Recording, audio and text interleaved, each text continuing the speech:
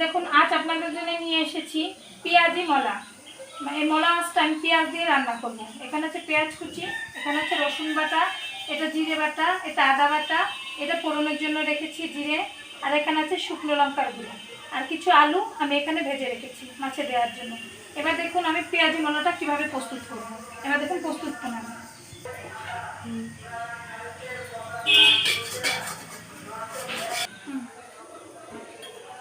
দেখুন আমি কড়াইটা গ্যাসে বসিয়ে দিয়েছি। এবার আমি দিয়ে দেব তেল।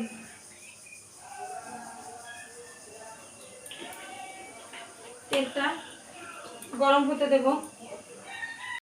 এবার আমি ফোড়ন দিয়ে দেব সাদা জিরে।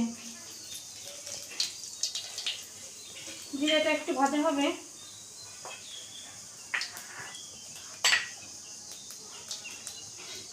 এরপর আমি দিয়ে দেবো, জিরেটা ভাজা হয়ে গেছে, এরপর আমি দিয়ে দেবো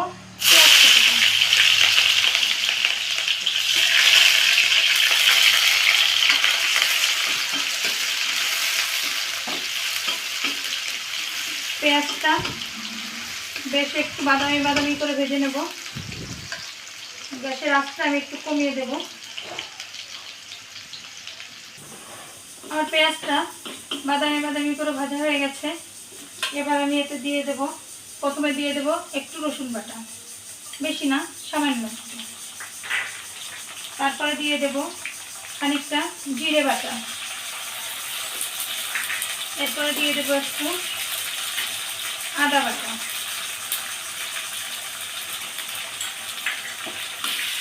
দিয়ে এটা একটু নেড়ে চেড়ে নেব।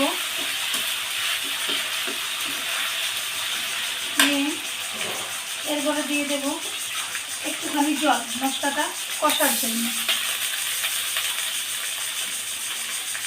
এরপর দিয়ে দেব পরিমাণ মতো লবণ। তারপর দেব পরিমাণ মতো হলুদ গুঁড়ো। এরপর দেব শুকনো লঙ্কার গুঁড়ো। এবার আমি মশলাটা সুন্দর করে কষিয়ে নেব। দেখুন আমার মশলাটা সুন্দর কষা হয়ে গেছে, তেলটা উপরে ভেসে ভেসে উঠছে, দেখে বোঝা যাচ্ছে মশলাটা কষানো হয়ে গেছে। এবার আমি দিয়ে দেবো ভেজে রাখা আলুগুলো। আলুগুলো দিয়ে সামান্য একটু কষিয়ে নেব।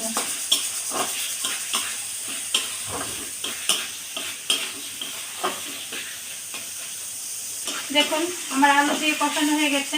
এবার দিয়ে দেব ভেজে রাখা মলা মাছগুলো। এটা দিয়ে একটু নেড়ে চেড়ে আমি এবার দিয়ে দেব পরিমাণ মতো জল।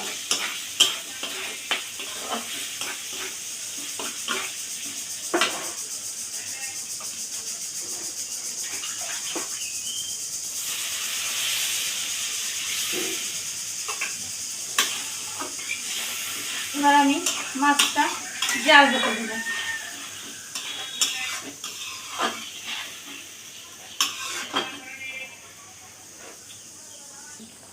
দেখুন আমার ঝোলটা কি সুন্দর ফুটছে, প্রায় হয়ে এসেছে, আর একটু জাল হবে, তারপর আমি নামিয়ে নেব।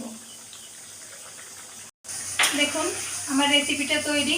এখন আমি এটা পরিবেশনের জন্য ঢেলে নেব। দেখুন আমার পেঁয়াজি মলাটা হয়ে গেছে।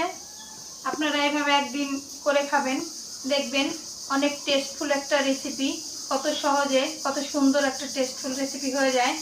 একদিন ট্রাই করে দেখবেন, আর দেখে খেয়ে বলবেন, আমাকে কমেন্ট করবেন যে কেমন হয়েছে। আশা রাখি ভালোই হবে।